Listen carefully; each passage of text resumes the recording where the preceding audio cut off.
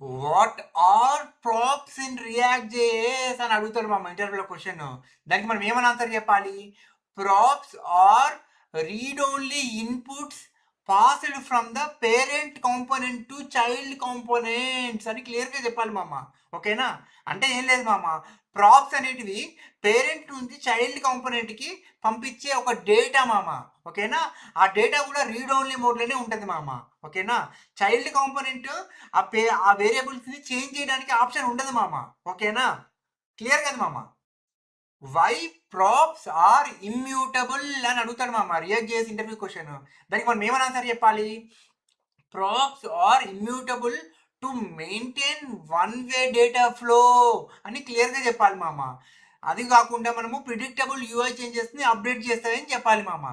అంటే ఏం లేదు మామ, చైల్డ్ పేరెంట్ డేటాని చేంజ్ చేస్తే కంట్రోల్ అనేది పోతుంది మామ.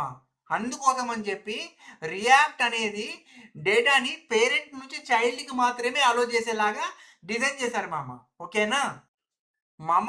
How to pass data from child parent to child and react చేసి అని అడుగుతారు మామ ఇంటర్వ్యూలో క్వశ్చన్. దానికి మనం ఏమని ఆన్సర్ చెప్పాలి? By passing the values as a props అని చెప్తే సరిపోదు మామ. పేరెంట్ నుంచి చైల్డ్కి డేటా పాస్ చేయడం ప్రాప్స్లో చేస్తాము, అండ్ అది కూడా రీడ్ ఓన్లీ మోడ్లోనే ఉంటాయి. Why? Because data is one directional flow అని క్లియర్గా చెప్పాలి మామ. అప్పుడు నీకు ఇంటర్వ్యూలో సెలెక్ట్ అయిపోతుంది ఈజీగా. ఓకేనా? సింపుల్గా డేటాని ప్రాప్స్లో సెండ్ చేస్తామని అంటే నేను సెలెక్ట్ చేయడు మామ. వన్ డైరెక్షన్లో డేటా అనేది పేరెంట్ నుంచి చైల్డ్కి ప్రాప్స్లో సెండ్ చేస్తాము అని చెప్పినప్పుడే నువ్వు సెలెక్ట్ అవుతావు మామ. ఓకేనా? How to pass data from child to parent అని అడుగుతాడు మామ ఇంటర్వ్యూలో క్వశ్చన్ రియాక్ట్ చేసి రిలేటెడ్గా. అప్పుడు మనం ఏమన్నా సరే చెప్పాలి? By using call back functions parent data can be changed from the child component అని క్లియర్గా చెప్పాలి మామ. అంటే ఏం లేదు మామ, చైల్డ్ కాంపోనెంట్ని డైరెక్ట్గా టచ్ చేయనివ్వం మన పేరెంట్ కాంపోనెంట్ని. మనము కాల్ బ్యాక్ ఫంక్షన్స్ని పేరెంట్ నుంచి చైల్డ్కి పాస్ చేస్తాము. అప్పుడు చైల్డ్ కాంపోనెంట్ ఏం చేస్తుంది? ఆ పేరెంట్ కాంపోనెంట్ ఫంక్షన్ని కాల్ చేస్తుంది by passing the data to the parent component. అప్పుడు పేరెంట్ కాంపోనెంట్ అనేది అప్డేట్ అవుతుంది మామ. ఓకేనా మామ? వాట్ ఈస్ ప్రాప్ డ్రిల్లింగ్ అని అడుగుతారు మామ రియాక్ట్ చేసి ఇంటర్వ్యూ క్వశ్చన్. దానికి మనం ఏమని ఆన్సర్ చెప్పాలి? Passing props through multiple intermediate components unnecessarily అని క్లియర్గా చెప్పాలి మామ. ఫర్ ఎగ్జాంపుల్ అక్కడ మనకి ఏబిసిడి అనే కాంపోనెంట్స్ ఉన్నాయి మామ. మనము డేటాని ఏ నుంచి డికి పాస్ చేస్తున్నాము. ఎలా పాస్ చేస్తున్నాము? ఏ నుంచి బికి పాస్ చేస్తాము, బి నుంచి సికి పాస్ చేయాల్సి వస్తుంది, సి నుంచి డికి పాస్ చేయాల్సి వస్తాయి మామ. ఇక్కడ బి నుంచి సికి అనవసరంగా మనము డేటా పాస్ చేస్తున్నాం మామ. దీనికి బదులుగా డేటాని డైరెక్ట్గా డి దగ్గరే క్రియేట్ చేసుకుంటే సరిపోతుంది కదా మామ. లేకపోతే రిడక్స్ని వాడుకోవచ్చు కదా మామ. లేకపోతే కాంటెక్స్ట్ డేటాని వాడుకోవచ్చు కదా మామ. అనవసరంగా ప్రాప్ డ్రిల్లింగ్ అనేది చేయకూడదు. ప్రాప్ డ్రిల్లింగ్ చేయడం వల్ల లాసెస్ ఏంటి? అన్నెసెసరీగా ఏ కాంపోనెంట్ అప్డేట్ అవుతుంది, బి కాంపోనెంట్ అప్డేట్ అవుతుంది, సి కాంపోనెంట్ అప్డేట్ అవుతుంది, డి కాంపోనెంట్ కూడా అప్డేట్ అవుతుంది మామ. ఓకేనా మామ? Why prop drilling is a problem అని అడుగుతాడు మామ ఇంటర్వ్యూలో క్వశ్చన్. దానికి మనం ఏమని ఆన్సర్ చెప్పాలి? It makes code hard to maintain and tightly coupled code అని క్లియర్గా చెప్పాలి మామ. ఓకేనా? అంటే ఏం లేదు మామ, కాంపోనెంట్ స్ట్రక్చర్ అనేది డిపెండ్ అయిపోతుంది మామ ప్రాపర్టీస్ మీద. దాన్ని మనం అవాయిడ్ చేయాలి. ఓకేనా? ఫ్యూచర్లో ఇంకో రెండు ప్రాపర్టీస్ యాడ్ అయ్యాయి అనుకో, మనము ఇంకొక మధ్యలో ఇంకో కాంపోనెంట్ వచ్చింది అనుకో, ఈ ప్రాప్స్ అనేటివి పేరెంట్ చైల్డ్కి పనిచేసే మధ్యలో ఏ ప్రతి చేంజ్కి అన్ని కాంపోనెంట్స్ అనేటివి అప్డేట్ అవుతూ ఉంటాయి మామ. మనం ఇదంతా అవాయిడ్ చేయాలనుకుంటే కాంపోనెంట్ స్ట్రక్చర్ అనేది డర్టీ అయిపోతుంది మామ. దాన్ని అవాయిడ్ చేయాలంటే మనం ప్రాప్ డీల్ని వాడకూడదు. మనం కాంటెక్స్ట్ ఏపీఐని వాడాలి, లేకపోతే రిడక్స్ అనేది వాడాలి మామ.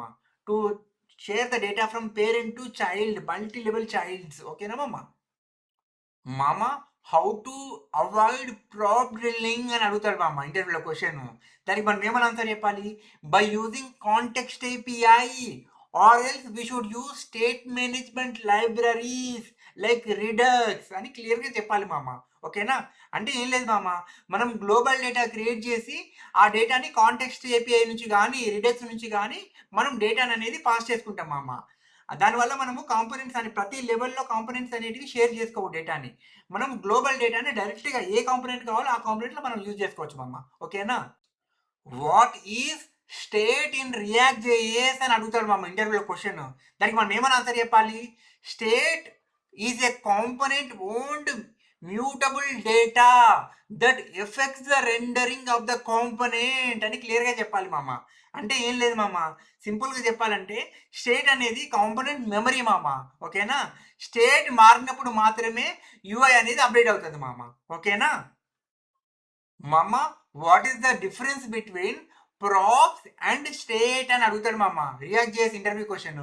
దానికి మనం ఏమని ఆన్సర్ చెప్పాలి? Props are external and immutable also but state is internal and that is mutable అని క్లియర్గా చెప్పాలి మామ. అంటే ఏం లేదు మామ, ప్రాప్స్ అనేటివి పేరెంట్ డేటా నుంచి చైల్డ్ డేటాకి పాస్ అవుతాయి మామ. ఓకేనా? స్టేట్ అనేది అలా కాదు. ఆ కాంపోనెంట్ లోపలనే డేటా అనేది మెయింటైన్ చేయడం కోసం మనం యూజ్ చేస్తే దాన్ని స్టేట్ అంటారు మామ. ఓకేనా? మామ why state updates trigger the rerendering అని అడుగుతారు మామ రియాక్ట్ చేసి ఇంటర్వ్యూ క్వశ్చన్. దానికి మనం ఏమని ఆన్సర్ చెప్పాలి? Because UI depends on state and React re-execute the component to reflect the changes in the UI అని క్లియర్గా చెప్పాలి మామ. ఏం లేదు మామ, స్టేట్ వేరియబుల్లో డేటా చేంజ్ అవుతుంది కదా, అయినప్పుడు ఆ డేటాను యూఐ అనేది సింక్ అవ్వాలి కదా మామ. దానికోసమే రీరెండర్ అనేది అవుతుంది మామ. Whenever state is changed. Okay, na mama?